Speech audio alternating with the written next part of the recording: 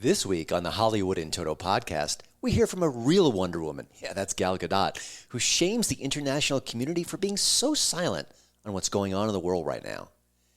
We talk with a legit showbiz legend, laugh-in creator George Schlatter. No one knows funny like George, and I think we could use some laughs right about now. And he agrees. And we learn the ugly truth of stardom from Oscar winner Angelina Jolie.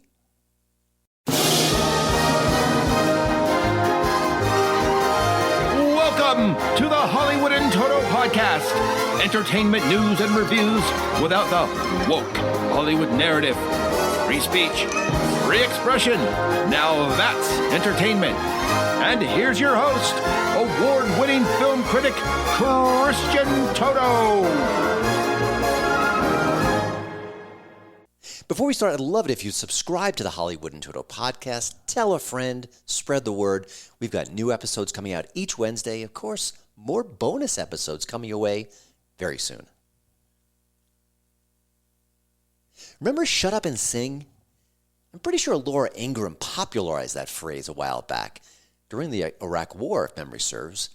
Part of me never really agreed with it. I mean, listen, I disagree with a lot of actors when it comes to politics. We don't see eye to eye. And there's certainly a time and a place to get political or get on your soapbox, and often it's not the Oscars stage. So I agree on paper, but you know what? If the stars of that era couldn't stop cheering on President Bush, I bet you Laura Ingraham wouldn't have pounced on that phrase at all. But I mean, the bottom line is simple. Not all celebrity lectures are created equal. Yeah, there's a lot of dumb things ricocheting around the interwebs, but think about Gal Gadot. The star of Wonder Woman is pretty level-headed, at least by celebrity standards. I mean, yeah, a couple of years ago she got busted for that absolutely tone-deaf video of the Imagine sing-along. Oh, that was just cringe on steroids. But, you know, I don't think in general she puts her foot in her mouth very often. And lately, she's been the voice of reason, especially when it comes to the Hamas atrocities.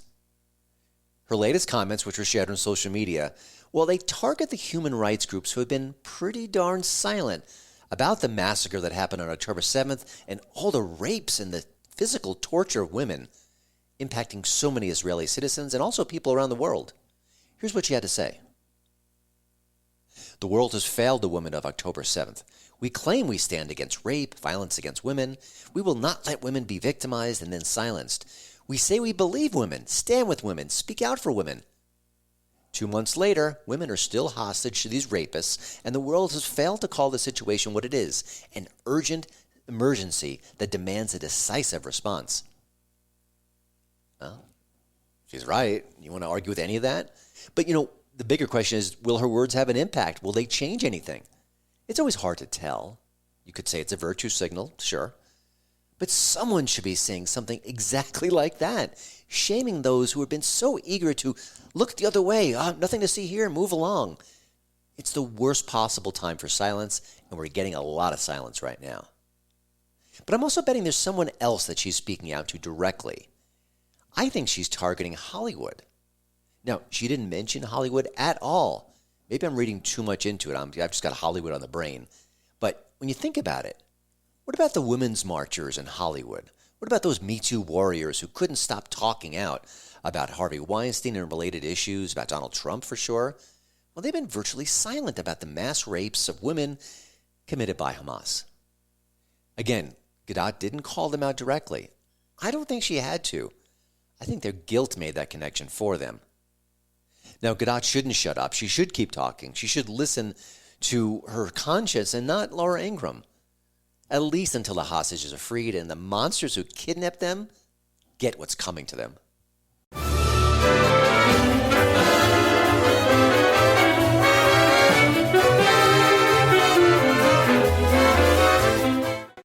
There are some pitches you just can't say yes to fast enough, and I had one of them last week. An old PR contact I've worked with in the past, he reconnected with me, checking in. He had a question for me which I think was a no-brainer. Would you like to speak with George Schlatter? George Laugh-In Schlatter? Hell yeah. George has worked with the biggest stars in Hollywood. You name the person, he's worked with them. Judy Garland, John Wayne, the chairman of the board. You know who that is, right? Old Blue Eyes. Even Richard Nixon. Sock it to me? Yeah, that's a clip from Laugh-In, the show everyone associates with Schlatter, and for good reason. It is his legacy, even though he's done so many things behind the scenes in Hollywood. It is what people remember him for. You know, back in the day, this is the late 60s, early 70s, it absolutely shook up Hollywood, told the jokes you weren't allowed to tell, but it did it with a wink and a smile, and it just got away with so much over and over again. And of course, introduced us to superstars like Goldie Hawn and Lily Tomlin, introduced us to people like Ruth Buzzy, Artie Johnson, Alan Seuss, oh, so many funny people. And of course, the catchphrases. Oh, so many catchphrases.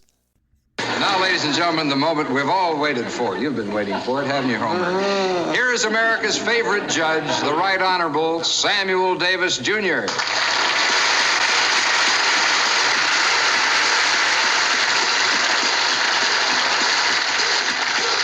You can testify, but you just can't win, because I'm here to tell you guilty as sin. Here comes the judge. Here comes the judge. Here comes the judge. Order that.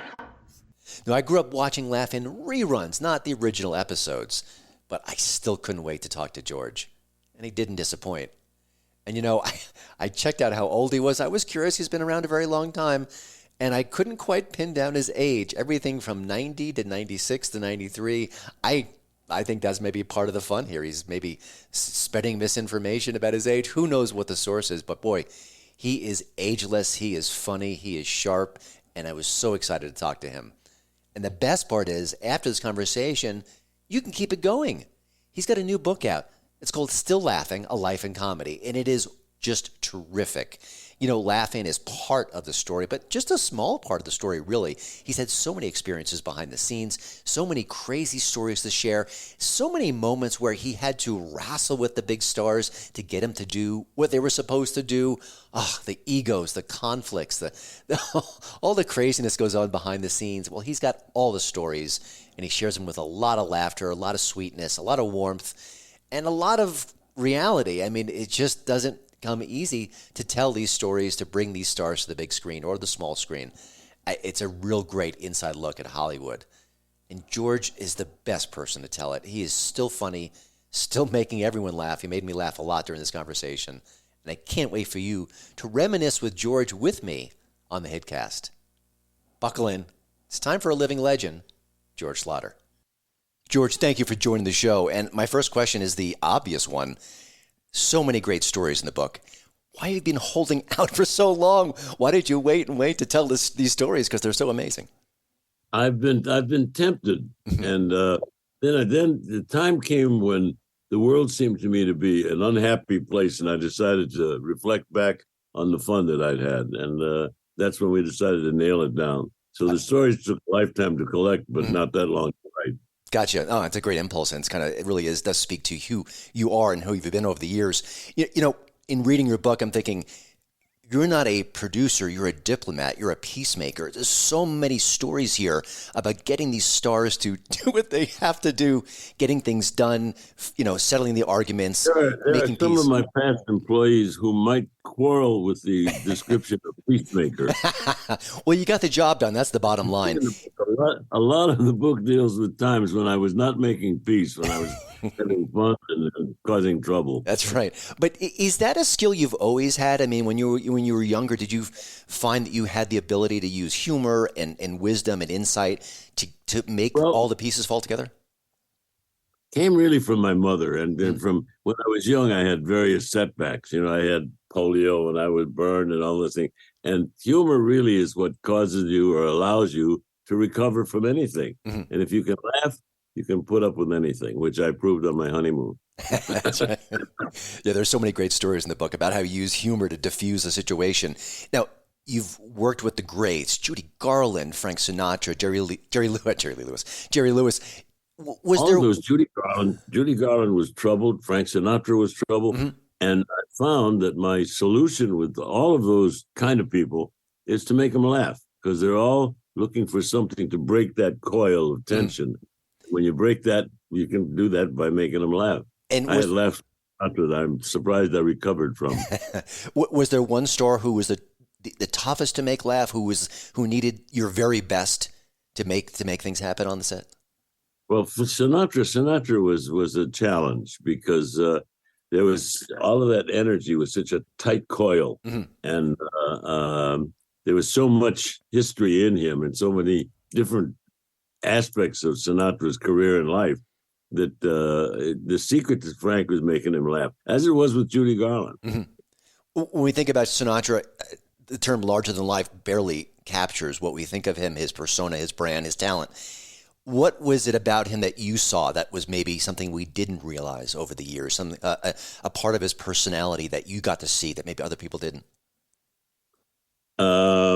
He was so obviously in control that you were unaware of the fact that there was sometimes doubt within himself. And but when he went out on that stage, magic. And the secret to Frank was to break that coil of tension, and as it was with Garland.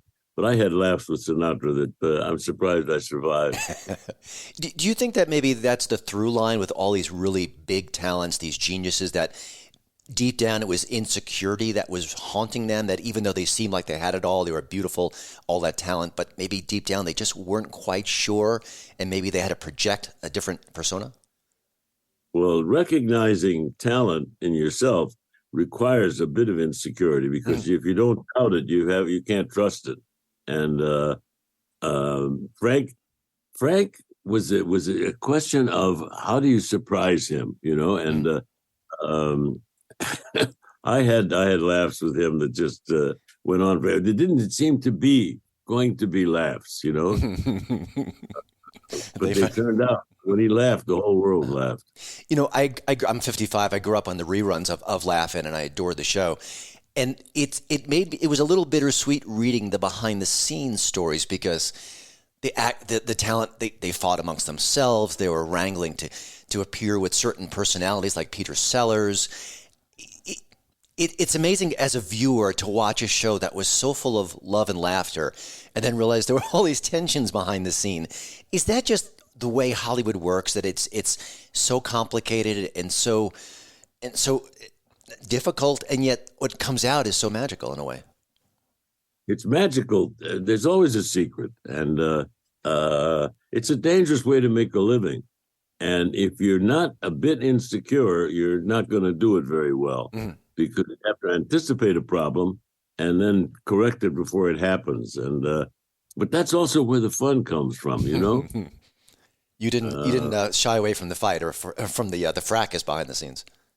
That's a smile at the executioner, Lily Tomlin, I believe it's in the book, it talks about how when she first played Ernestine, people would recognize her on the street. The next day, it was just this immediate reaction. And obviously, know that Laugh-In was a hit, but it wasn't a hit. Lily had a few setbacks in her career and was about ready to give it up. And so we had this one more meeting. And she came and sat in the office, and for about 3 hours, she went through all of these different people. She became different people, one after another. And so I said, we want you to do the show. She said, which character? And I said, I want you to do them all. That was a bit daunting. So we did the Ernestine character, and Lily didn't just do characters. She became a character. And those people were not impressions, were not just voices. She actually became the phone operator, and the little girl became, and all of that. And it was like such, the impact was enormous. We taped it about 10 o'clock at night, and we put it in the next show. And the day after that, people started recognizing, Ernestine, you're the new girl on Laugh-In, aren't you? And it was a powerful character. People were afraid to get a call from Ernestine because she called industry leaders, political leaders, and she was ringy-dingy, the promise of something on its way that was going to be disruptive and uncomfortable. Of course, she remains today one of my closest friends, and one of two really, really active geniuses in our business. We were lucky. We had Goldie, we had Lily, we had Artie Johnson, we had Ruth Buzzy, Joanne Worley. All of those people were young character people for whom there was no home in show business at that point. And we put them all into this one collection. Because, see, they bought Laugh-In as an emergency. They didn't have anything to put on opposite Lucille Ball and Gunsmoke. So we walked in, and I said, I'll do your show with all young people. It didn't cost anything. And we taped it. and we did 3 shows. They weren't going to air it. They said it was. They said this isn't a show. This is just a craziness. I said absolutely. Guilty as charged. And so they put it on the air somewhat reluctantly because they thought it might be trouble politically and whatever. And but it happened. The second show, third show exploded, and then we got very lucky. And I'm thrilled with the success. But see, I'd done a number of shows before Laugh-In, but I don't think anything ever rivaled the enormous emotional, positive reaction to Laugh-In. We left the studio. People were stopping them in the hallway, in the streets, everything. An adventure. You know, when you think about Laugh-In, it's a show that pushed the boundaries. You kind of hinted at that it was, tough to be political at times. It was such a turbulent era. Do you see any comedians today, or even just TV shows or whatever it might be on a platform, that have a little bit of that Laugh-In vibe, that spirit that you were able to capture? Well, Laugh-In only survived because it was a hit, because they were very nervous about that show. Mm-hmm. And anybody that attacks today is going to create a certain atmosphere of uncertainty and panic even. And that's good, because we come to our sentences and we become much more interesting when we're a little bit afraid. Laugh-In happened at a time politically not unlike where we are right now, where we had Vietnam, we had Richard Nixon, we had all of that, and we needed a laugh. Somewhat like we do right now. We need a laugh. And I don't think we can trust Donald Trump to supply all of our humor. But he certainly warrants credit for having brought us a lot of funny things. We don't, whether or not we recognize them as funny now, we will eventually. One of the things I thought about when you think about the humor on the show, even when it was pointed, even when you had a perspective or a point of view, it was done with a smile, a grin. It wasn't mean-spirited. Was that hard to kind of make happen on the set? Were there people who wanted to maybe be a little kind of bare their fangs in a way? But the humor, the laugh, was the lubricant. Mm-hmm. And I see people today go on and they're angry. Well, we were angry, but we disclosed it carefully. Mm-hmm. We reflected anger, and right now, what's going to pull us out of our present situation may be humor, maybe the comics. They're the ones who can tell the emperor that he's not wearing any clothes and not very well endowed. And that's necessary. We need that. It was a court jester. They were the only one. Has anyone approached you about revisiting? I know there was a reunion on Netflix maybe a couple of years ago. It was kind of a one and done, though. Has anyone approached you, or have you heard of anyone wanting to do something? No, I covered some of this in the book, because I wanted to write a book. They wanted me to write a book for a long time, and I said, what am I going to write about? And I realized that the world was in a situation where we were having trouble, and I decided to just reflect on the funny accidents and anecdotes I stumbled over that, didn't I? Okay. And why I called it Still Laughing, because I figured we needed something to make us feel good. There's nothing feels better. Well, some things feel better than a big laugh. When you hear it, it's almost as good. When you generate a big laugh, it's very, very gratifying. And that's what we wrote about. I decided to write just about the funny things that have happened in my life. Mm-hmm. There were unfortunate things too, but I decided to focus on the funny side. And it worked. It worked on Laugh-In, and it worked in the book. Obviously, laughed and poked fun at a lot of politicians, did it with a smile. Today's comedians have not really, maybe the word is, tackled President Biden or Vice President Harris like I thought they might. I feel like there's always fodder with different people, different personalities. Do you see that as well? How do you see sort of satirists looking at the current people in the White House? Well, Biden is more difficult to attack because he's a nice man. And he was a logical man, and he's sane, and he's, Trump is a much easier target because it's a walking accident. Playing the golf and he had diarrhea, and just one thing after another. Mm-hmm. And vulnerability is the fact he's a cartoon. Biden, on the other hand, there's nothing to attack about Biden. There's nothing really funny about him other than the fact he's timid, and he's logical, and he's sane. Which that's not good fodder for comedy. Mm-hmm. Trump, on the other hand, is a walking blackout. He's a walking cartoon. Gotcha. You said that you regret helping elect Nixon. Obviously, Nixon's appearance on Laugh-In is iconic and shocking and all the things.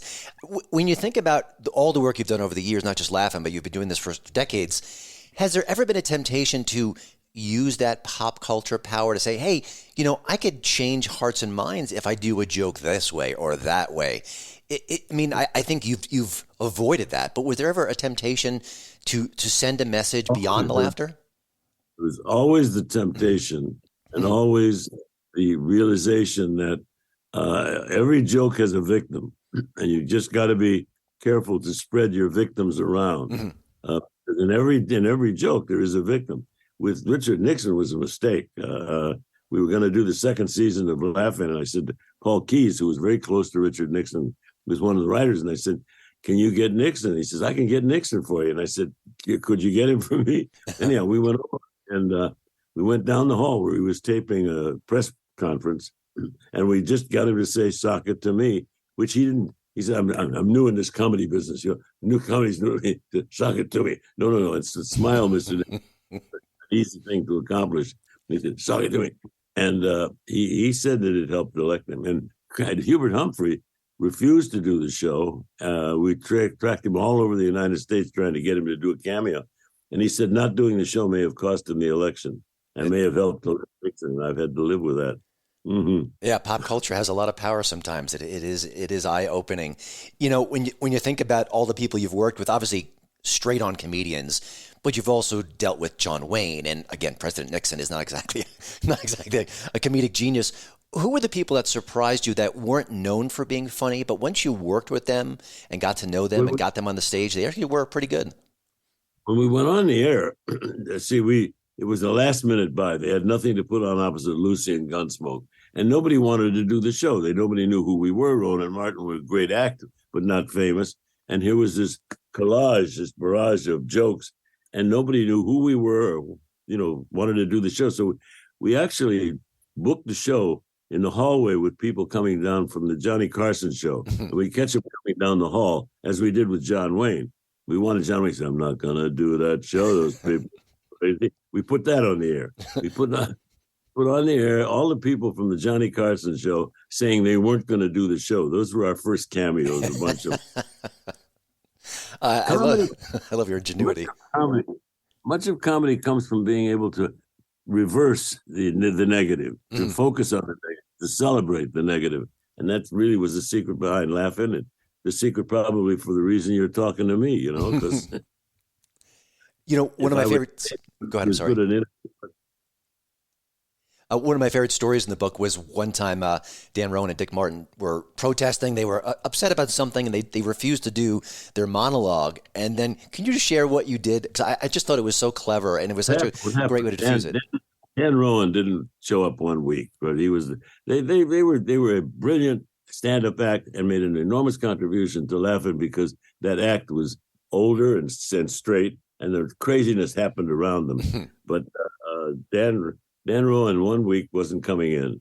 So we went across the hall and we got Johnny Carson. He said, Johnny, can you come over and read Dan's card? So Johnny Carson played Dan Rowan, and it was really hysterical. And so then a couple of weeks later, Dick decided not to show up. So we went over and we had all kinds of people playing Rowan and Martin. Goldie and Lily played with Rowan and Martin one week. It looked like it was an accident. It was we planned it. It was out of desperation. Much of the secret of Laugh-In and much of the secret of comedy, I talk about in the book. The failures that I had were what really caused many of our successes. Because how you recover from that. And nobody wanted to do the show, so we got everybody. We got the political leaders, and once they realized that appearing on Laugh-In gave them a window into the youth culture, then we got everybody we wanted, and some people we didn't want. Gotcha. George, before I let you go, you're a liberal fellow. You've talked about that in the book. My wife is very liberal. I'm conservative. We have a kind of a mixed marriage. I want to get your thoughts on free speech. There's been talk of comedians, you can't say this. This joke is now off limits. It's not the thing you can say anymore. I can't think of anyone better to talk about comedy than you and free speech and be able to say outrageous things sometimes. What are your thoughts on what we're seeing in the culture? The closer you fly to the flame, the better your chances are of success and failure. Humor always had another side, always had a dark side, and if you can have a good time, if you can balance it, you've got to do jokes on both sides. And that was part of the reason for our success. But then we did another show called Real People, where we celebrated people you'd never heard of, and sometimes in television we tend to conform more than to rebel. And much of my career, much of my success, much of the book is about me rebelling against conformity. And because if it's more of the same, you get used to it. When I watch television now, I don't see any bright colors. I see dark colors because it's easier to light. And I don't see happy people, and I see people yelling, and I see people that are angry. I just wonder if now is the perfect time to come on with some irreverent, impudent, loud, playful, pretty fun. And that's what I touched on in the book. The book got me out of the adventures that are in the book. And I hope that we don't hurt anybody or destroy any images, but it was fun. It was fun to write the book, and it's fun to read it. So that's what I'm working on now. Excellent. That and trying to, I'm seriously considering coming on with one more kind of laugh-in type show, because the political scene is so ripe for comedians and people. Don't have to be a comedian to be funny, as we're proving with Trump, you know. You don't want to go there. Okay. No, I don't. That's fine by me. If you can't find humor in Trump, you don't have a pulse, I think. But George, until that project, if it happens, when it happens, people can check out Still Laughing, A Life in Comedy with the creator of Laugh-In.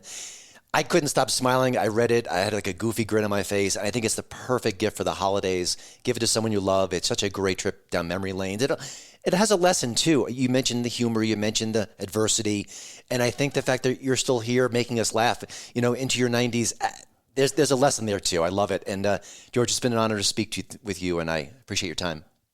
Well, thank you. I've enjoyed it, and I enjoy you, and I enjoy what you do. So hang in there and keep them laughing. Will do. Thanks. Take care now. Thank you for having me, said the bishop to the chorus girl. All right, we're all set. George, thank you so much. I really love the book, and it's an honor to speak to you. So take care, and hope many people check it out. It was fun. Let's do it again. All right. If I go to jail for something. Excellent.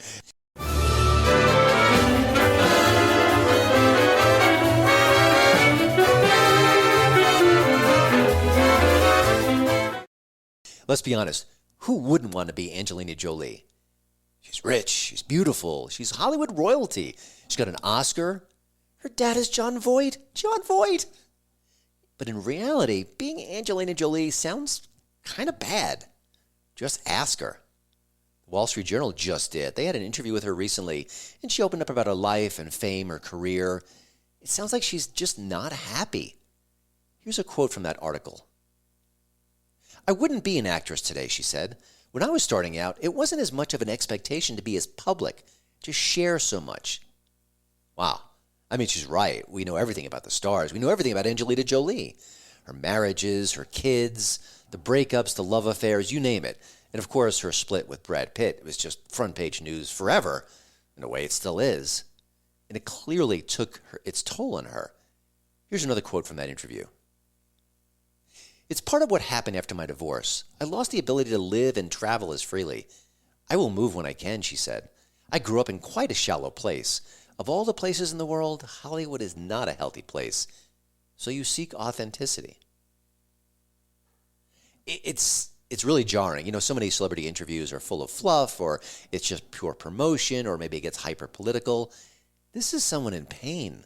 And when you hear those comments, you think, oh, I understand why some stars turn to drugs, or they seem to have it all, but they just sound so empty, so sad. It reminded me a few months ago, Rainn Wilson was talking about his time on The Office. Now, one of the greatest shows of all time, extremely funny. Dwight Schrute is a classic character, one of the best ever created for the small screen, clearly. And you know what? He wasn't happy when he was shooting the show. He thought he should have been a bigger star. He should have had more opportunities. Instead of thinking, I've got this great show, this great character. I love my coworkers. I'm making people laugh. And it wasn't enough. It's just so interesting. You know, Hollywood can make all of our dreams come true. Rich, famous, you name it, all the parties, all the celebrities, all the debauchery at times. But sometimes those dreams come with a pretty big price tag. You know, over the years, I found Jolie pretty impressive as a person. I don't agree with a lot of her politics, but she seems genuine. She thinks things through. She often travels the hot spots across the globe. She doesn't just pontificate or send out a fiery tweet. But despite all of that, and despite being seemingly balanced, she's clearly hurting inside. You know, for all the actors who go to Hollywood, they've got that dream of being a superstar. They want to be someone like Angelina Jolie. Maybe they should think twice about it. Maybe even have a plan B, a backup. Maybe it's not so bad to miss out on those dreams. Well, that's it for the show this week. Thank you to Radio America for having me as part of their cool podcast lineup. And while I have your attention, I hope you're going to drop by HollywoodInToto.com. It's updated 7 days a week. You've got news, reviews, interviews, commentary, all about what's going on in Hollywood. And of course, it is, like this podcast, the right take on entertainment. And woke-free since 2014. Yes, next year is our 10th anniversary. See you next time.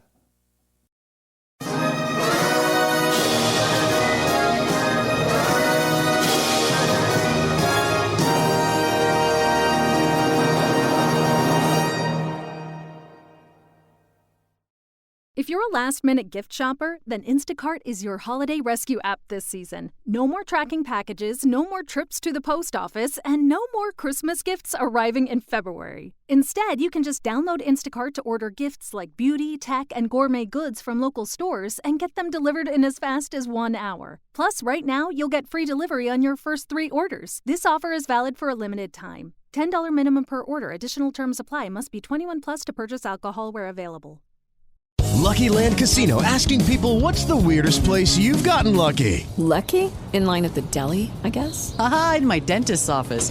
More than once, actually. Do I have to say? Yes, you do. In the car before my kids' PTA meeting. Really? Yes. Excuse me, what's the weirdest place you've gotten lucky? I never win and tell. Well, there you have it. You can get lucky anywhere, playing at LuckyLandSlots.com. Play for free right now. Are you feeling lucky? No purchase necessary. Void where prohibited by law. 18 plus. Terms and conditions apply. See website for details.